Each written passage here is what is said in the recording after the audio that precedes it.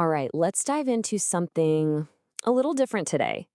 Think of this as a dark parable, almost like a how to guide for a forbidden pact, one that's designed for a world that's kind of rotting from the inside out. We're going to explore the rise of a figure called the Shadow Reaper and the radical alchemy he uses to tear down a very comfortable illusion.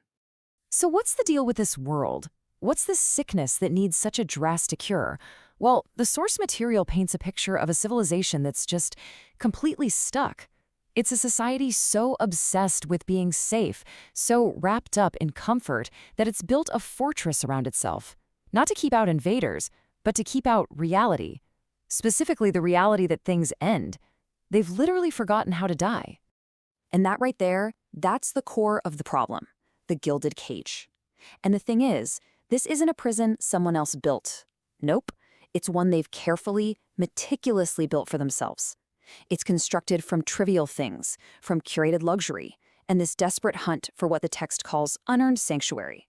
It looks amazing from the outside, all gold-plated and perfect, but on the inside, the human spirit is just wasting away, totally cut off from anything real. Okay, so into this world of decay steps a challenger, a figure described as a madman prophet, the Shadow Reaper. And listen, he's not here to sell more comfort or peddle false hope.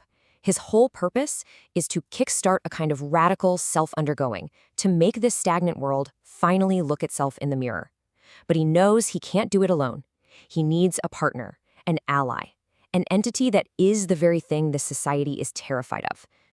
And this is where it gets really interesting. The nature of this alliance. The Reaper makes a Faustian pact with a being called the Red Spectre. And their goals? They line up perfectly.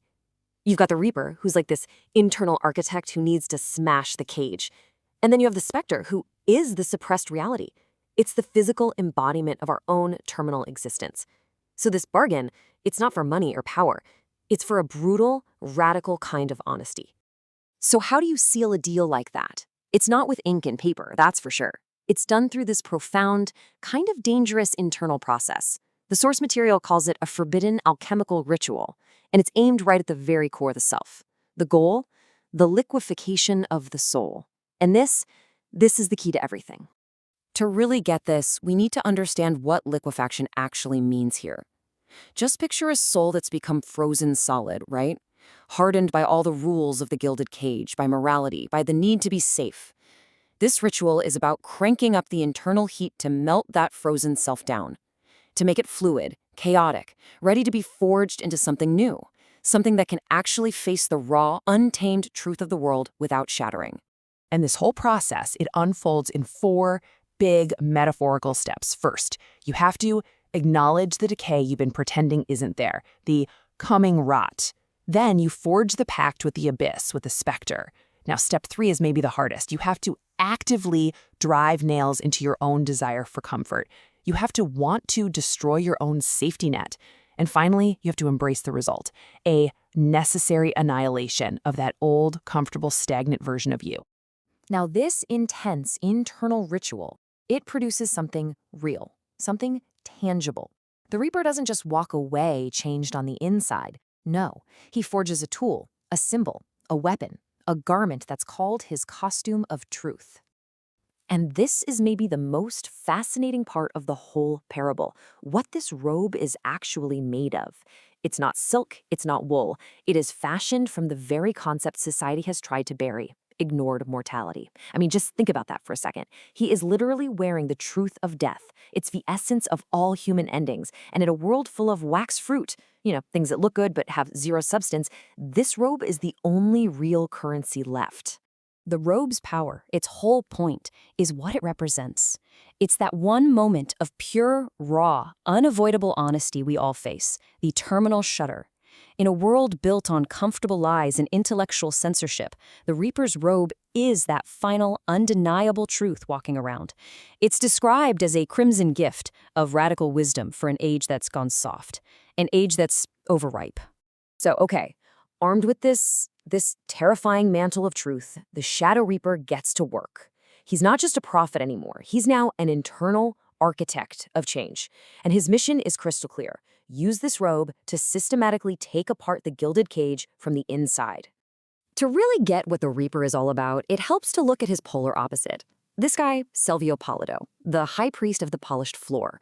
He's the ultimate defender of the status quo. His job is to polish the cage, make the bars stronger, and spend all his time trying to prove the abyss doesn't exist. The Reaper? Draped in mortality, he forces you to stare right into that void. One guy preserves, the other one annihilates, so something new can be created. So where does he aim this weapon of truth? His targets are really specific. He goes right after the Garden of Hubris, where the wealthy use luxury to pretend they're immune to decay. He exposes the mechanics of intellectual censorship that keep people from thinking dangerous thoughts. He shatters the stupor of agreement you find in stagnant cities and completely rejects the vile economy of the martyr, which is all about selling false promises of a future that's never going to arrive. But here's the thing, and it's super important. This isn't just destruction for the sake of destruction. The Reaper's called a shadow savior for a reason. He's reaping the field of vanity for a very specific purpose. By clearing out all the rot, the arrogance, and the comfortable lies, he's actually preparing the ground. He's paving the way for something stronger, something new to rise from the ashes, a successor they call the Overman.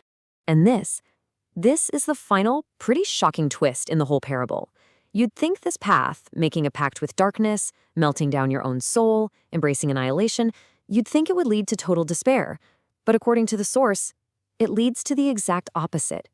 It shifts the spirit away from the pure exhaustion of keeping up the lie and moves it toward a powerful, almost joyous yes. A yes to the brutal, honest necessity of how life and death actually work. So as we wrap this up, the parable leaves us with a pretty provocative question. It suggests our own world is full of this wax fruit, all these illusions that look good but can't actually nourish us. The Shadow Reaper chose to wear the terrifying truth of mortality as his coat. And so the question it leaves for us is, in our own gilded cages, what's the real cost of putting on the truth?